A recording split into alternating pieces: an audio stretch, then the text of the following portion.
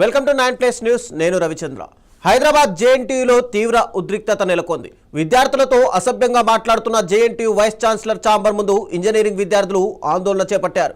University vice ఛాన్సలర్పై engineering విద్యార్థులు ఆగ్రహం వ్యక్తం చేస్తూ ఆందోళన చేపట్టారు. వీసీ ఛాంబర్ ముందు బైఠాయించి ఆయన్ను వెంటనే తొలగించాలని నినాదాలు చేశారు. మాట్లాడే సభ్యత తెలియని ఉన్నత విద్యావంతుడు తమకు అవసరం లేదని విద్యార్థులు అంటున్నారు. జేఎన్టీయూలో ఇప్పటికే పలు ఆరోపణలు, అవినీతి వ్యవహారాలు వెలుగులోకి వచ్చాయి.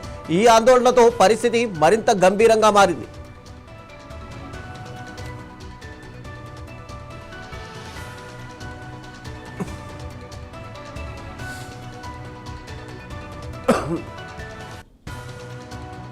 పద్ధతి తెలిసిన అధ్యాపకుని, విద్యార్థి సమాజంతో పద్ధతిగా మాట్లాడే వ్యక్తిని ఈరోజు తెలంగాణ రాష్ట్ర విశ్వవిద్యాలయంలో ఒకటైనటువంటి జేఎన్టీయూ వీసీగా నియమించాలని మేము తెలంగాణ ప్రభుత్వానికి విజ్ఞప్తి చేస్తా ఉన్నాం, డిమాండ్ చేస్తా ఉన్నాం.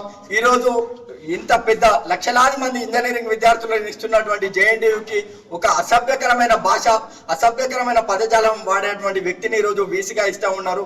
ఇచ్చిళ్ళు టీకే రెడ్డిని. ఆయన కారణంగా ఈరోజు ఇక్కడ పనిచేసినటువంటి రిజిస్ట్రార్ కావచ్చు, రెక్టర్ కావచ్చు, అధికారులు కావచ్చు, ప్రైవేట్ కళాశాల యాజమాన్యాలు కావచ్చు, సెక్యూరిటీ అధికారులు కావచ్చు తీవ్రంగా మనోవేదనకు గురవుతా ఉన్నారు. ఆయన దగ్గరికి పోతే మేమేదో బర్లంగా షెడ్యూల్ కాడికి పోయి వచ్చిన ఫీలింగ్ ఉంది మాకు. ఆయన మాట్లాడే భాష ఆ రకంగా ఉంది. కాబట్టి పద్ధతిగా మాట్లాడి విశ్వవిద్యాలయాన్ని అభివృద్ధి చేసే వ్యక్తిని, అంటే ఏదో పెద్ద మనసుతో ఆలోచించాలి కానీ గతంలో 2015లో జరిగిన తప్పును మనసులో పెట్టుకుని దళిత గిరిజన విద్యార్థులను వేధిస్తానటువంటి తప్పుడు ఆలోచన విధానంతో ఉన్న వ్యక్తిని వెంటనే టీకే రెడ్డిని తొలగించి పనిచేసే వ్యక్తిని జేఎన్టీయూ వీసీగా కేటాయించాలి అని చెప్పేసి విద్యార్థులకు అందుబాటులో లేని వ్యక్తి ఈరోజు మరి ఎందుకు జేఎన్టీయూ వీసీగా, నీకెందుకు ఈరోజు నువ్వు వీసీ లాడ్జిలో పండుకోనిక రోజు వీసీ ఆఫీస్ యొక్క సీసీటీవీ ఫుటేజ్ కూడా తెలంగాణ ప్రభుత్వం తెప్పించుకోవాలని మేము డిమాండ్ చేస్తా ఉన్నాం.